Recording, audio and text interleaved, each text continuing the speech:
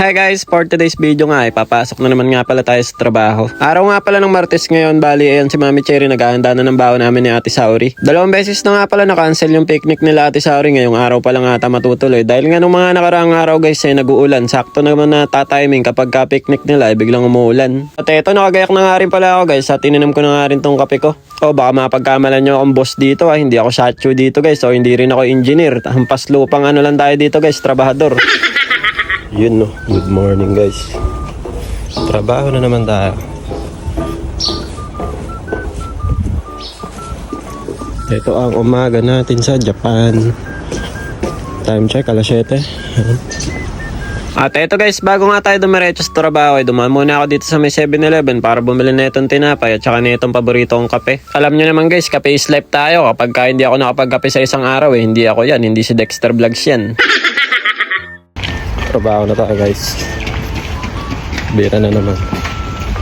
Ngayong araw pala guys dito pa rin kami sa may rooftop gumagawa no. Kasi meron pang mga natitira dyan na hindi pa natatapos. Pero konti na lang yan. At eto break time na nga namin. Bumili nga ako nitong lemon no. Kasi pangontra sa sipon guys. Kapag malamig kasi medyo sinisipon tayo. Kaya minsan lemon yung iniinom natin. Tapos eto naman tinapay na binili ko nung umaga. Hindi ko pa kinakain. Kaya nung break time ko nga kinain. Fast forward na nga natin. Lunch break na nga pala namin to Bumili nga pala ako nitong cup ramen. Kasi namiss ko nga tong seafood guys. Ang tagal ko na rin di nakakain nito Tapos eto naman yung pinabaon sa atin ni Mami Cherry no. Sinabahan ko nga lang ng sabaw guys kasi natripan kong kumain ng ramen. Paminsan-minsan ganyan yung trip ko Pagkabalik naman namin bali ako naman ulit guys yung tiga-timpla ng gagamitin namin. Tapos inaabot ko na lang kay boss, siya na lang yung nagpapahid.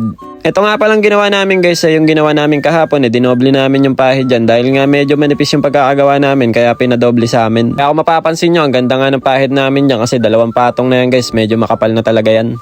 Fast forward na nga ulit natin pauwi na nga ako nyan guys. At dumaan ako dito sa may supermarket para bumili ng pasalubong ni Sauri at Seichi. At bumili nga rin ako na itong gata at saka ng patis. Nag-crave nga kasi si Mami Cherry ulit nung ginataang isda kaya yan magluluto nga ako ngayong gabi. Pagkadating ko naman sa bahay si Seichi nga nagbukas ng pintuan tapos si Botchog naman at si Mami Cherry nandito sa may kwarto. Yun nga lang guys, si Ate Sauri napagod ata sa eskwela dahil nagpicnic nga sila or nagpunta sila sa park kaya nakakatulog na kagad. Kaya yan, ang inabutan ko nga lang nagising si Mami Cherry, si Botchog at saka si Seichi na lang. Ang kulit nga ni Botchog guys dinidikit ko nga siya sa may camera para makita nyo kasi wala siya masyadong video ngayong araw Hindi kasi nagising si Botchog nung umaga kaya ngayong pag-uwi ko na nga lang siya bumabawi na magpakita sa inyo. Pinahiwa ko na nga rin pala kay Mami Cherry itong mga gagamitin kong gulay dahil nga ako yung magluluto ng ginataang isda.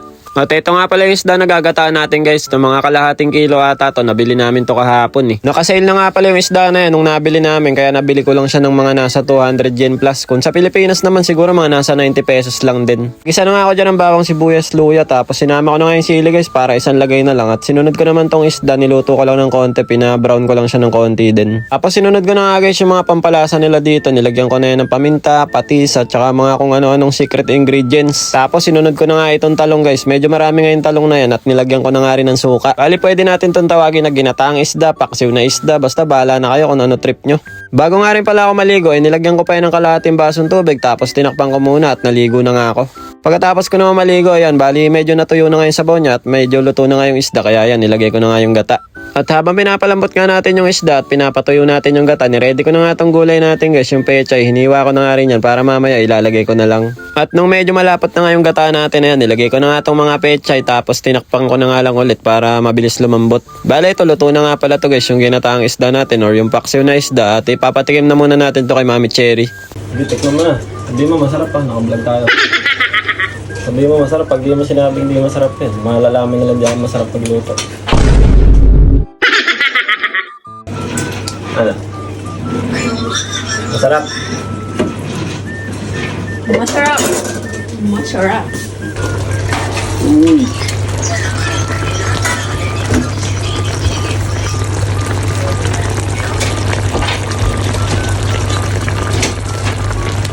Tara, kain na tayo guys. Ang sarap na ito, no? Nagmamantika. Ang sarap pa nung pagkakadali ko guys. Para talaga siyang pinaksiw na isda. Kasi medyo dinamayan ko yung suka para mawala yung lansa ng isda. Si Botchog nga pala guys, hindi namin pinakain na itong gata dahil nga bawal pa yun sa bata. Kaya ang pinakain namin sa kanya ay yung normal na kanin lang.